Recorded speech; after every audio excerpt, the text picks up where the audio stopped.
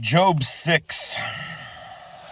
And Job answered and said, "Oh, that my grief were thoroughly weighed, and my calamity be placed on the scales, for it would outweigh the sand of the sea. Therefore my words have been rash. For the arrows of the Almighty are within me. My spirit drinks in their poison. The onslaughts of Eloah are arrayed against me. Does the wild donkey bray when it has grass? Or does the ox bellow over its fodder? Is tasteless food eaten without salt? Is there any flavor in the juice of mallows? I refuse to touch it. They are like food when I am sick. Oh, I might have my desire, that Eloah would grant me what I long for, that it would please Eloah to crush me, loose his hand and cut me off. Then I would still have comfort, and I would rejoice in pain, though not spared, for I have not hidden the words of the set-apart one. What strength do I have, that I should wait? And what is my end, that I should prolong my life? Is my strength the strength of stones? Is my flesh of bronze? Is my help not within me? And is ability driven from me? To him who is afflicted, loving commitment, even the one leaving the fear of the Almighty. My brothers are as undependable as a wadi, as a bed on which streams once ran, which are dark because of the ice, in which the snow is hidden. When it is warm, they cease to flow. When it is hot, they vanish from their place. The paths of their way turn aside. They enter wastes and perish. Passengers of Tema looked expectantly. Travelers of Sheba waited for them. They were ashamed because they had trusted. They came there and were disappointed. Indeed, you have now become the same. You see my downfall and are afraid. Did I ever say, 'Give to me,' or offer a bribe for me from your wealth, or rescue me from the hand of the enemy, or redeem me from the hand of the oppressors? Teach me, and I shall be silent, and show me where I have gone astray. Words of uprightness are harsh, but what does your reproving reprove? Do you reckon to reprove my words, and the sayings of one in despair, which are as wind? You would cast lots over the fatherless and make merchandise of your friend. But now, please look at me, whether I would lie to your face. Relent, please. Let there be no unrighteousness. Relent. My righteousness is still in it. Is there unrighteousness on my tongue? Does my taste not discern what is perverse? Chapter 7. Does not man have to struggle on earth?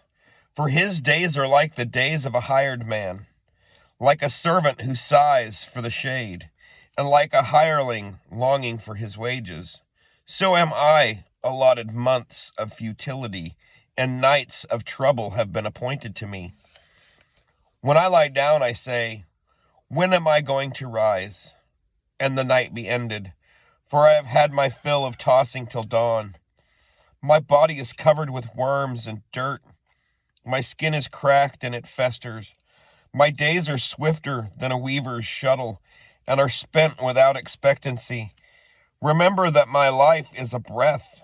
My eye is never again to see good. The eye of him who sees me no longer. Your eyes are upon me, and I am no more. The cloud fades and vanishes away, so he who goes down to Sheol does not come up. He returns no more to his house, nor does his place know him any more. I do not hold my mouth. I speak in the distress of my spirit. I complain in the bitterness of my being. Am I the sea, or a sea monster, that you set a guard over me? When I say my bed does comfort me, my couch does ease my complaint, then you frighten me with dreams and make me afraid with visions, so that my being chooses strangling death rather than my bones. I have wasted away. I would not live forever.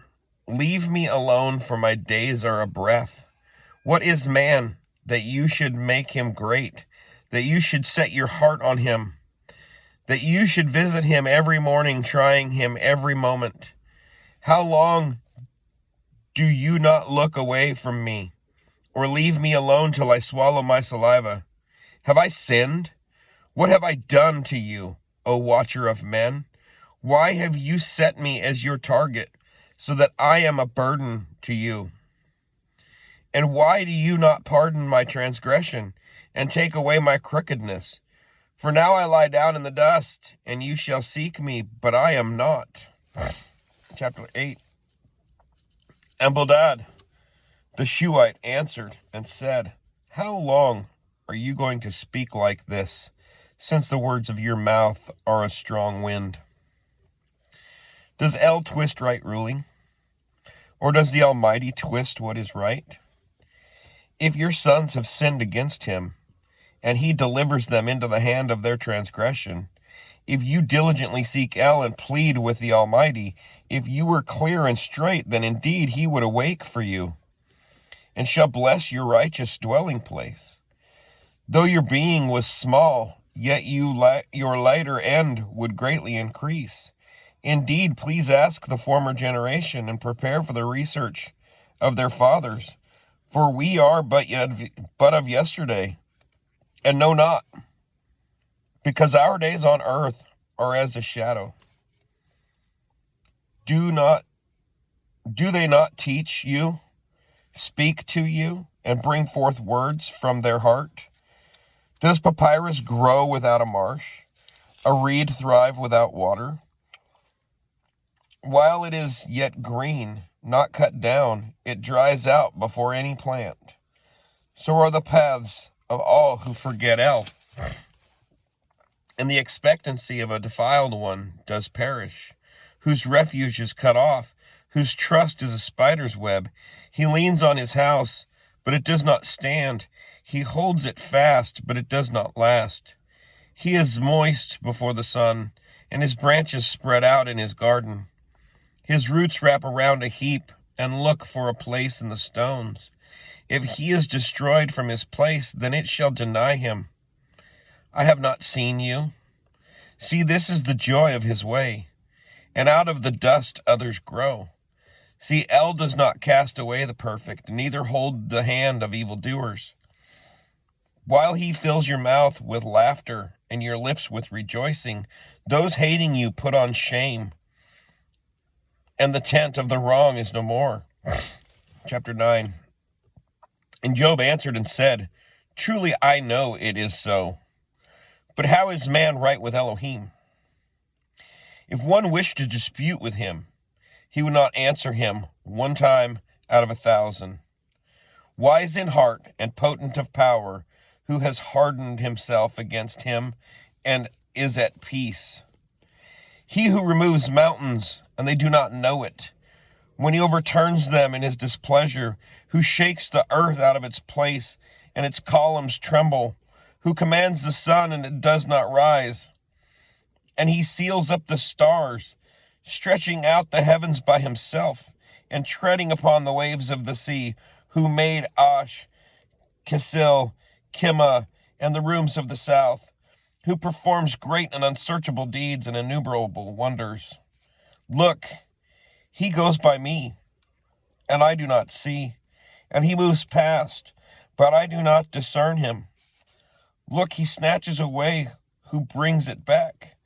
Who says to him, What are you doing? Aloha does not turn back his displeasure. The helpers of pride stoop under him. How much less would I answer him? Choose my words with him. For though I were righteous, I would not answer him. I pray to him for my right ruling. Though I had called, and he answered me, I would not believe that he was listening to my voice. For he crushes me with a storm, and has multiplied my wounds for no cause. He does not allow me to recover my breath, but fills me with bitterness.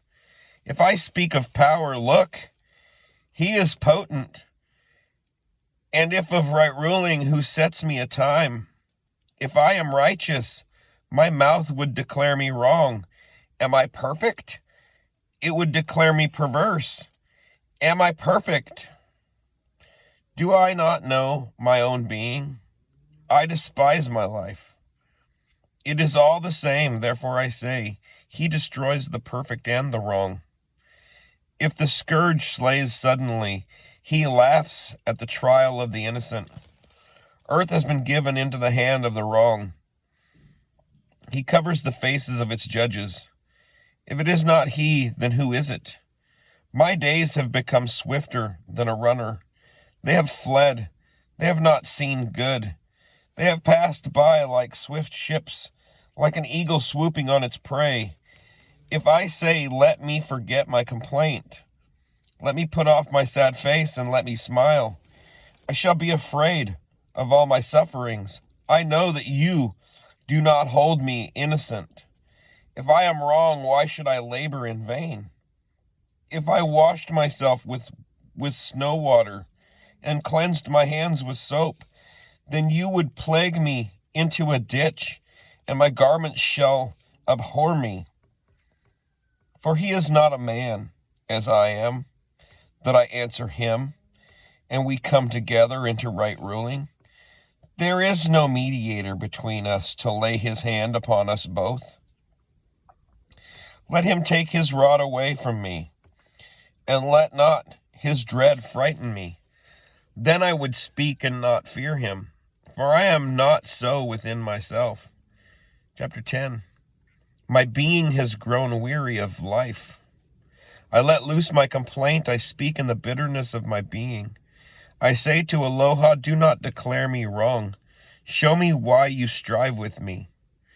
Is it good to you that you should crush, that you should despise the work of your hands and shine on the counsel of the wrong? Do you have eyes of flesh? Do you see a man's eyes? Do you see as man sees? Are your days like the days of mortal man? Are your years like the days of a mighty man? That you should seek for my crookedness and search out my sin? For you know that I am not wrong, and there is no one to deliver from your hand. Your hands have made me and shaped me together all around, yet you destroy me. Remember, please, that you have made me like clay, and would you turn me into dust again? Did you not pour me out like milk and curdle me like cheese? Skin and flesh you put on me, and wove me with bones and sinews. Life and loving commitment you have bestowed on me, and your visitation has perversed my spirit. And these you have laid up in your heart. I know that this was with you.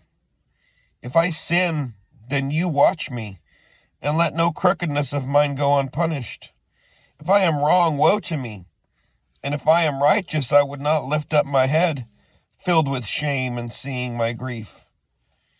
If I lift it up high, you hunt me as a lion, and again you would show yourself marvelous against me. You renew your witnesses against me, and increase your vexation towards me. Changes and a host are with me.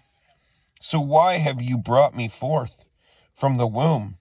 Oh, that I had perished, and no eye had seen me. I should have been as though I had not been, brought from the womb to the burial site. Are not my days few? Then cease, leave me alone, so that I brighten up a little, before I go and not return to the land of darkness and the shadow of death, a land as dark as darkness itself, as the shadow of death without any order, whose light is as darkness. Shalom.